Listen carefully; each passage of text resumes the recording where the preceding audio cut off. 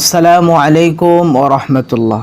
প্রিয় দর্শক, আজকের এই ভিডিওতে একটি গুরুত্বপূর্ণ বিষয় নিয়ে আলোচনা করব, আর তা হলো নেক কাজের দুনিয়াবি 27টি ফায়দা। অর্থাৎ আমরা দুনিয়াতে যে নেক আমল করি এর ফায়দা 27টি ফায়দা সম্পর্কে আজকের এই ভিডিওতে আলোচনা করব। ভিডিওটি শুরু করার পূর্বে আপনাদের কাছে অনুরোধ করব, ভিডিওটি প্রচারের জন্য একটি লাইক দিবেন। পরবর্তীতে এমন ভিডিও পাওয়ার জন্য মুস্তাকিম 24 চ্যানেলটি সাবস্ক্রাইব করে পাশে থাকা বেল বাটনটি চেপে রাখবেন। প্রিয় দর্শক, চলুন তাহলে আজকের ভিডিওটি শুরু করা যাক। নেক কাজের দুনিয়াবি ফায়দা।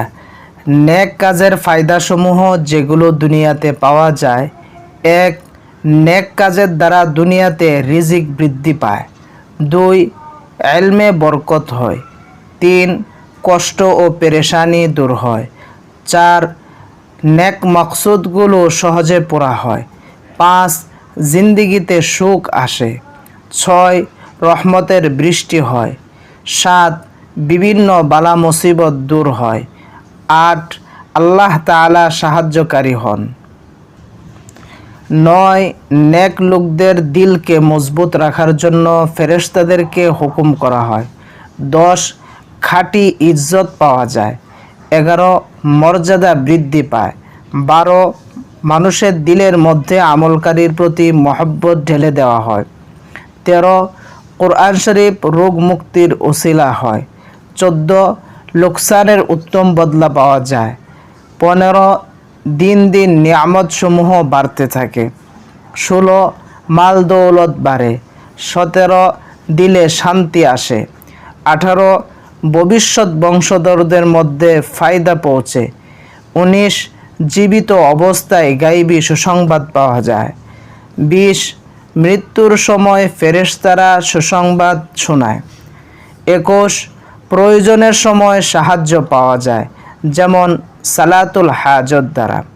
প্রিয় দর্শক, প্রয়োজনের সময় আমরা যখন বিপদ আপদে পড়ি, যে কোনো মুসিবতের সময়, যে কোনো হাজত বা যে কোনো প্রয়োজন দেখা দিলে এই সালাতুল হাজতের যে আমল রয়েছে সেই আমলটা কিন্তু আমরা অনেকেই করে থাকি এবং ফলাফল পাওয়া যায়।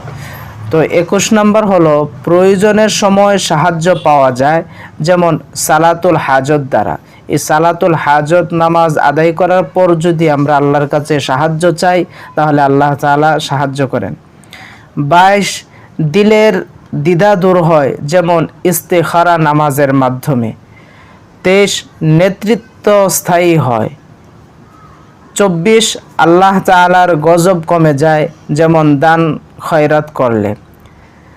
প্রিয় দর্শক, হাদিস শরীফে এসেছে, রাসূল করিম সাল্লাল্লাহু আলাইহি ওয়াসাল্লাম বলেন, আল্লাহ তাআলা যদি কোনো বান্দার উপর রাগ গুসা করেন বা রাগান্বিত থাকেন, যদি কোনো বান্দা দান খয়রাত করে তাহলে আল্লাহ তাআলার রাগ কমে যায়।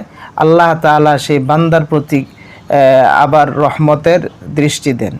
এজন্য আমরা দান সদকা বা দান খয়রাত করার চেষ্টা করব। 24, হায়াত বাড়ে। 25, হায়াত বাড়ে। 26, অভাব ও অনাহার থেকে মুক্তি পাওয়া যায়। 27, অল্প জিনিসে বরকত বেশি হয়। প্রিয় দর্শক, অত্যন্ত গুরুত্বপূর্ণ আজকের এই আলোচনাটি। সকলেই মনোযোগ সহকারে শোনার জন্য উদাত্ত আহ্বান করছি। দেখুন, আমরা দুনিয়াতে নেক আমল করি, ওই নেক আমলের ফায়দা আমরা দুনিয়াতে অনেকগুলো পাই। বিশেষ করে এখানে 27টি ফায়দার কথা উল্লেখ করা হয়েছে। আল্লাহ সুবহানাহু ওয়া তাআলা আমাদের সকলকে দুনিয়াতে বেশি বেশি নেক আমল করার তৌফিক দান করুন।